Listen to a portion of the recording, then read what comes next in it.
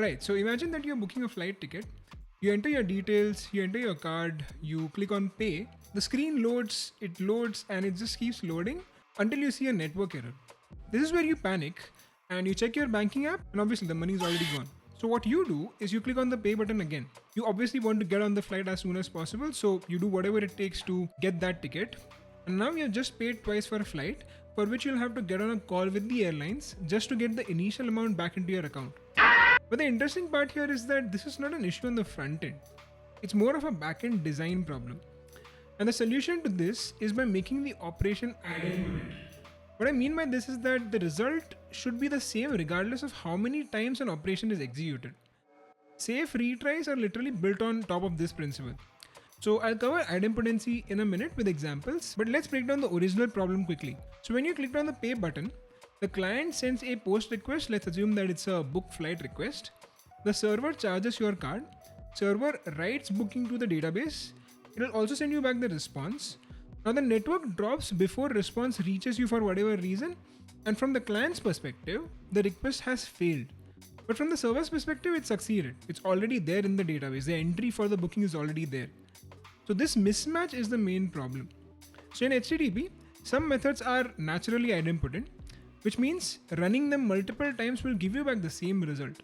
So for instance, anytime you make a GET request, you're trying to fetch a particular resource, and no matter how many times you make that exact same request, you're going to get the same result. So GET requests are idempotent by nature. Similarly, PUT request is also idempotent, meaning anytime you try to update a particular resource, you send a payload and it gets replaced with the original database entry. No matter how many times you make the same request, it's again going to give the same result all the time.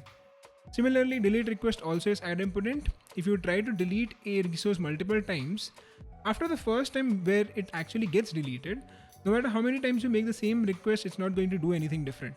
Post is the only kind of request that's normally not idempotent. So every post request essentially creates something new, and retries can actually create duplicate entries. And if you see, modern systems by design retry automatically. So browsers, mobile SDKs, load balancers, cloud providers, all of them retry. Retries are normal, but if your post endpoint is not idempotent, retries will cause duplicate side effects. And it can clearly cause a lot of problems, especially with payments, as you saw in the first example. This is exactly how production incidents happen, and the solution actually is fairly straightforward. So when the client sends the request, it actually includes a unique key. On the server, we first check if the key already exists. If it does exist, then we return the stored response. If it doesn't exist, then we process booking and store the result. It's like a new request.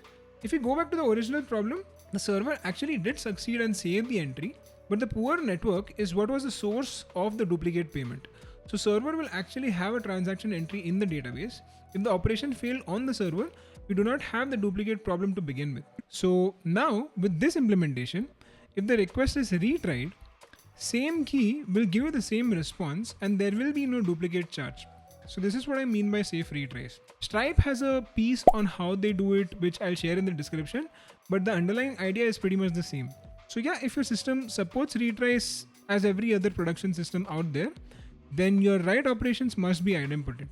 Because in distributed systems, if you don't really receive a response, you don't actually know what happened.